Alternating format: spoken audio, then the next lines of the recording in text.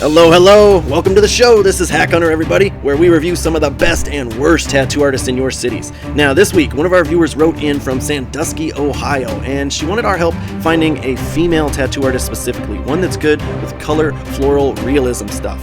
And I'm happy to help because it sounds like she's had some horrible experiences in the past with guy tattooers, and this sort of thing just breaks our heart here at HackHunters. We hate to hear any artist acting unprofessional, bringing shame on the industry, so I'm very happy to help her find a tattoo artist that would make her a lot more comfortable.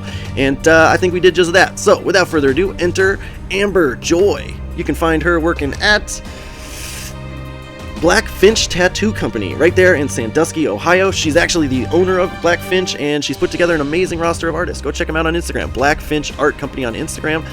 Really impressive stuff. A lot of versatility amongst their crew there, so I was really happy to look through all their stuff. If you want to see her portfolio, Amber Joy Tattoo on Instagram. She also posts a lot on TikTok, and for me, I don't like the videos as much. It's nice to see videos of tattoos, but Amber, post more pictures. I want to be able to zoom in. I want to get a good look at that shit close up.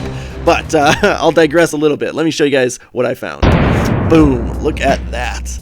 Very, very clean, smooth blending there. I love it when I see an artist that is very good at blending facial toners like this, because she has to create all these peaks and valleys by using multiple tones of very similar colors, okay? You have the peach tones, the brown tones, the skin toner.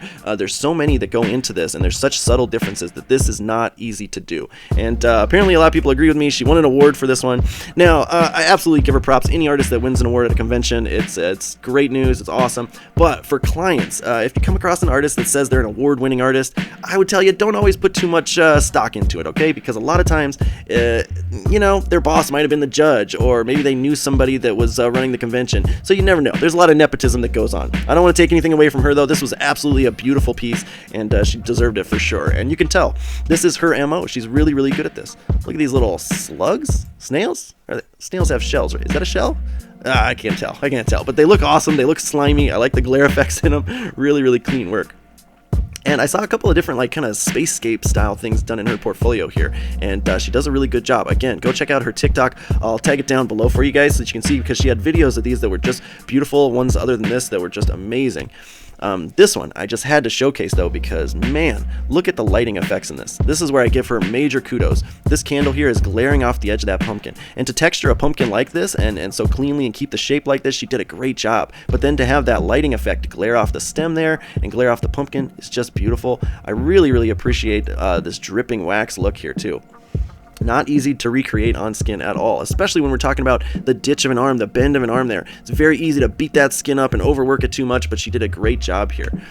Now, another thing I saw a lot in her portfolio was neo-traditional work. She did a lot of that realistic color stuff, but then to see this neo-traditional stuff. For those of you that don't know, neo-traditional is basically what American traditional evolved into, okay? And American traditional usually has bold lines, whereas neo-traditional kind of has thinner line weights, and American traditional had a very limited palette of colors, okay? Very simplistic color palette, whereas we get into a lot of these different earth tones and in-between tones of color when you get into neo-traditional, and she does a great job with it. Very clean-looking stuff. Here's another one with a little fruit bat in there. You got the blackberries, I think. Yeah, those aren't blueberries. Oh yeah, here's some blueberries. What are those then? Are those raspberries? Schnozberries? I don't know. They look great though. Really, really cool. Tight, small detail in there. She did a great job. And here's an example of something she did with the no-line technique. And I'm a fan of the no-line technique when it's done well.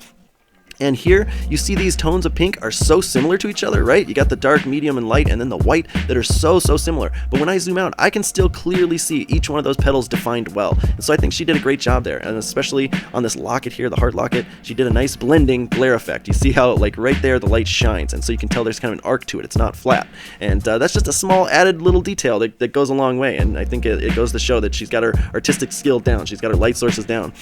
Another thing I found in her portfolio was quite a few little puppers. A lot of little pupper portraits. Let me zoom in on this guy, because look at the texture off his lip there. Phenomenal. And then these fine little black whiskers. Those of you that have these puppies, you know what I'm talking about. This tiny little thin whiskers there. She did a great job of making them look really faint, but they're still there. They're still seeable, readable, legible.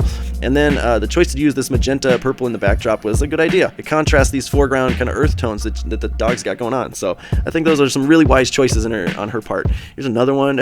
Really majestic looking puppy. She did a great job on that collar. Look at that. Very very, very clean. I love those glare effects. And here is another one. You know, it's a great portrait when you can really get the sense of the animal's personality from the picture, and she captured it really well here, brought it to life. I love it. So, Amber Joy, brilliant tattooer, absolutely deserves a spot on our approved list. If you live there in Sandusky, Ohio, hit her up. Otherwise, stick around, guys, for part number 2, because we found an artist that, not so much. All right, here we go. Bye-bye.